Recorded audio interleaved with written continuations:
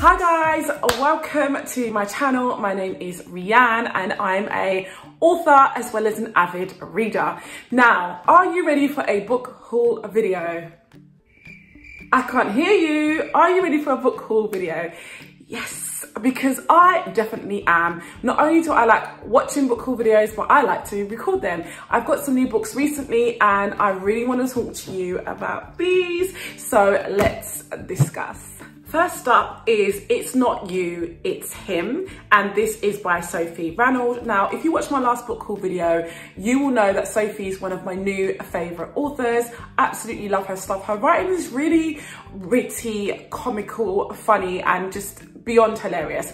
Anyway, so this is a rom-com, and in this you've got Tansy and Renzo. So Tansy and Renzo were dating, and then 10 days before New Year's Eve, he drops a bombshell and he's like, I don't want to date you anymore. Let's break up. You go your way, I go mine. So Tansy's left heartbroken and she's having to, when it does get to New Year's Eve, she's having to pretend that everything's happy and everything's fine. But actually, she is just really heartbroken, really upset, really distressed and trying to look forward to a new beginning when all she wants is her old life back.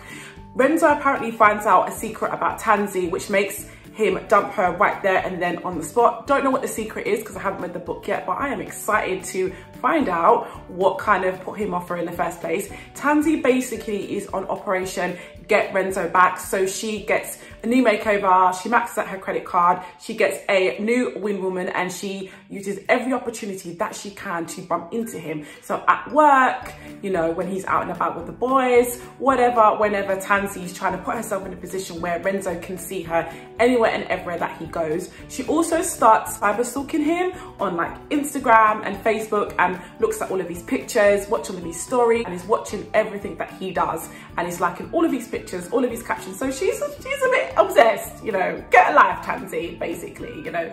There's plenty of fish in the sea, excuse the pun. So it'll be interesting to see if Tansy is able to get Renzo back, if she moves on, and you know, where the title says it's not you, it's him, what is exactly wrong with Renzo, and I don't know, how is it all going to pan out, but I am definitely looking forward to reading this. Also, like, can I just say, how cute is this cover? I don't have many books that are green, so I am very much looking forward to, yeah, to reading it. Book number 2 is It's Not Me, It's You, and this is by Mahrir McFarlane. This book is chunky. Can I just say, like, she big, you know, she's, you know. If you know me, you will know that I like a short, quick and fast read. So I didn't actually realise that the book was this long. If I'd have known it was this long, I don't know if I would have bought it. It's over 500 words long and I normally cap at about 300, 400 at a push. So we'll see how we go with this one. I tend to read a lot of books at once as well, so it's pretty hard for me to dedicate my time to one book. I don't know when or how I'm going to fit this in my schedule, but we'll see how I go. What really attracted to me was the front cover, so I love like the yellow and the black and white colour scheme. That's definitely a little bit of me, so this is probably just like, it was kind of cover at first sight. Don't know if you got the pun there, but anyway. So this is about Delia, and her life has been completely turned upside down and she's an investigative journalist. So she does a proposal at work, it goes horribly wrong and she ends up resigning.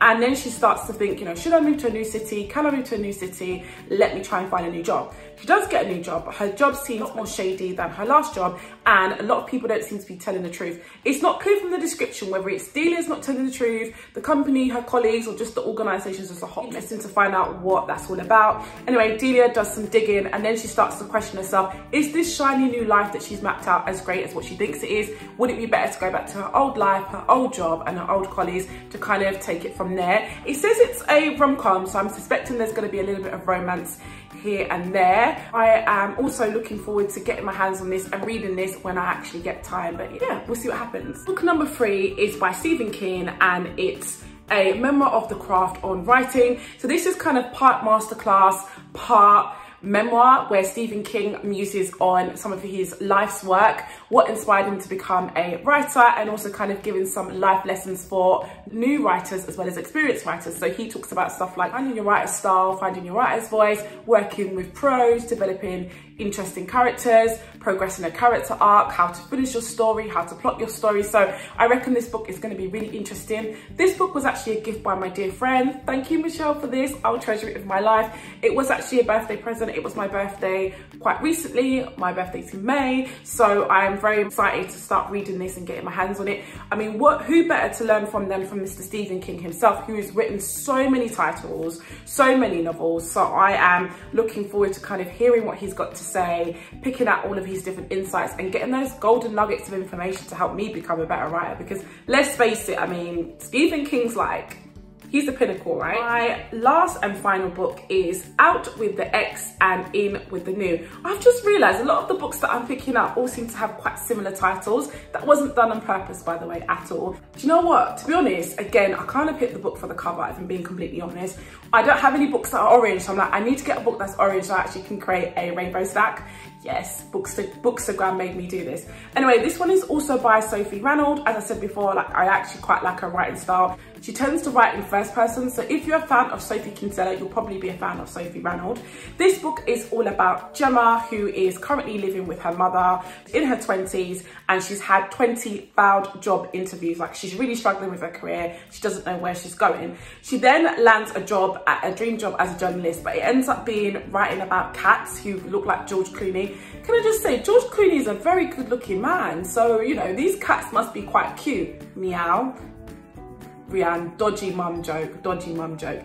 Anyway, so she's dating a guy called Jack. Jack completely dumps her out of the blue, and then she has to kind of pick up all the pieces again. She then throws herself into her new job and her new career and wants to kind of start afresh and start over and put Jack at the back of her mind, and so she should.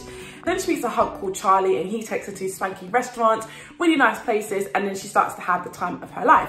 And her old life is basically a distant memory, really. Her new shiny world starts to miss its sparkle, and Gemma actually misses her old life and wants to go back to the way things were.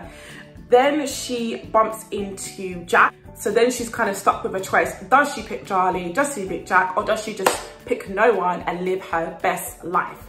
So those were the 4 books that I currently have. And these are the ones that are now on my TBR list. What books have you bought recently? Let me know in the comments below. And I'll see you guys in the next video. Bye.